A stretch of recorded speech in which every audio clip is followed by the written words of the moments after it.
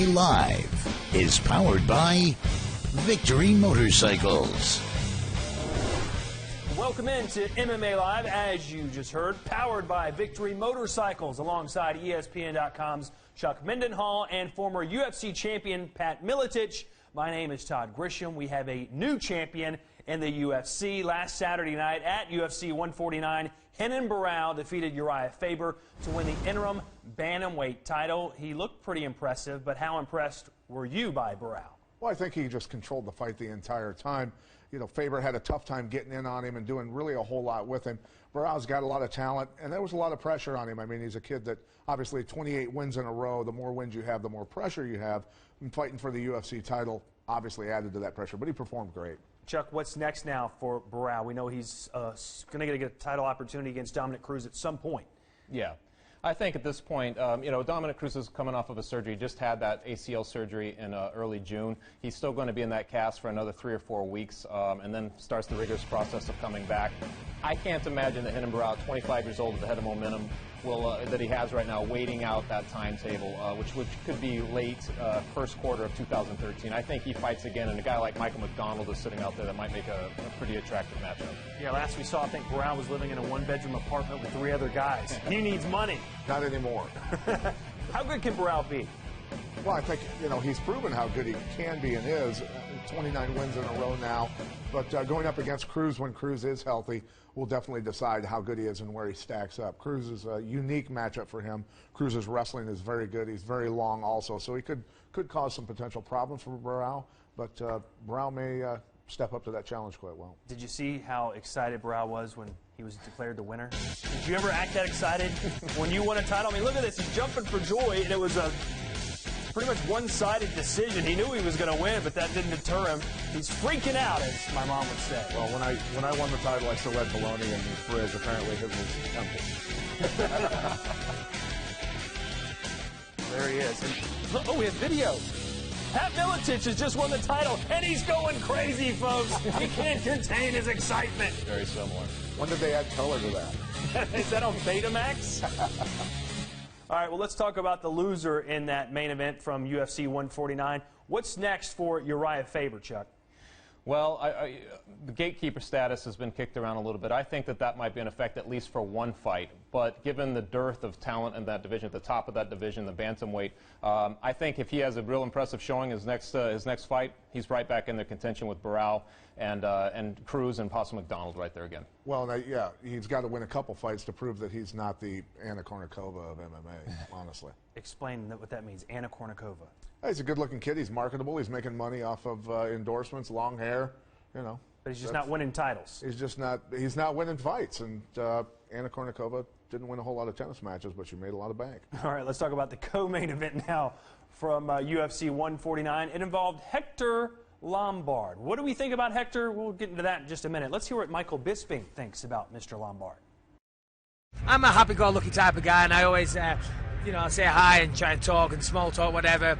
You know, he's maybe a different type of guy. He certainly wasn't the conversation starter. I went and shook his hand. He tried to crush my hand off and just grunted at me. And yeah, I referred to him earlier as a poison dwarf. Seemed to grab a little bit of attention, but that's how I would describe him. I was shocked at a poison dwarf. A poison dwarf, yes, okay. A nasty little short person.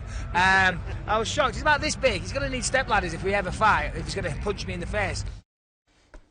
A nasty little short person. I don't know how to react to that.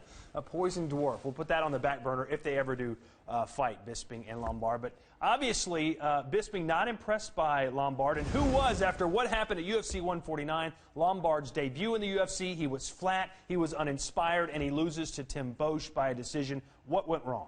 Well, I think Boesch is a unique matchup for anybody, and especially for Lombard. Lombard's strength is judo and his striking. Boesch has a hard head. He's a tough guy, and he's a very good wrestler, and he's a lot bigger than Lombard. Lombard's going to run into a lot of this, I think, in the UFC. The size of the middleweights. There's some big boys. You know, truthfully, with Hector Lombard, people were expecting something more. But if you go back and look at some of his Bellator and previous promotion fights, he's a similar fighter. He's lunging power. He likes to plant and just leave his feet sitting there on the ground and then come at you with counters and offensive. But the bottom line was Tim Boesch was very good at getting in and out, using his leg kicks, and just presented himself as a mirage, put himself out there and got out of the way, stayed out of the way, and he got the fight. So what's next for Hector Lombard? Obviously, there was a lot of hype surrounding him. Where does he go from here? Well, I mean, every fight that he takes is going to be a very tough matchup.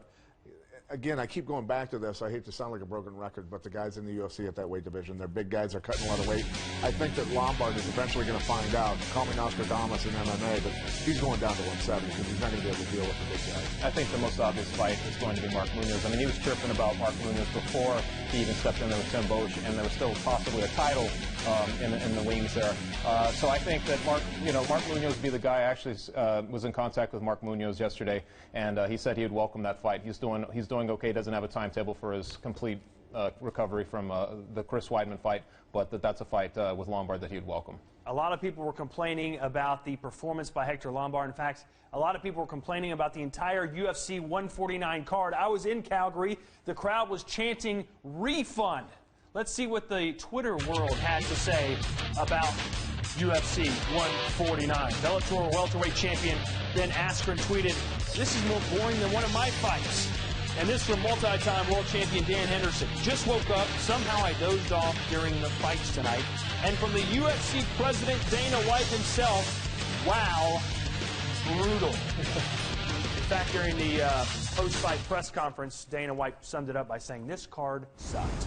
That's pretty blunt, isn't it? What can be done to prevent a card from tanking like this? Well, oversaturation obviously comes to mind with this situation. I think that you can put matchups together on paper, but you can't make guys fight, and it's just going to happen now and then, I think. And honestly, just going off of that, there are a lot of fights going on right now with the UFC's new deal and everything that's going on. You also have injury bug. A lot of these cards have a patchwork vibe. This continues to go on.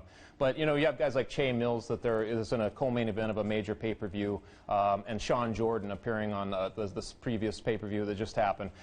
These guys are probably not primed for that position, and you're going to run into this kind of problem. Well, can't the referee help out a little bit during the Czech-Congo fight against Sean Jordan? The guys were pressed up against the cage for 90% of the fight. Can't the referee do something to stop the boringness? Well, we were just talking about that. I mean, look at this. This is the whole fight. Yeah, people are taking weekend seminars and becoming judges and referees. You have to have qualified people in there, and it's just not happening. Well, if you're the referee, how do you handle this? You separate them and, let them go again.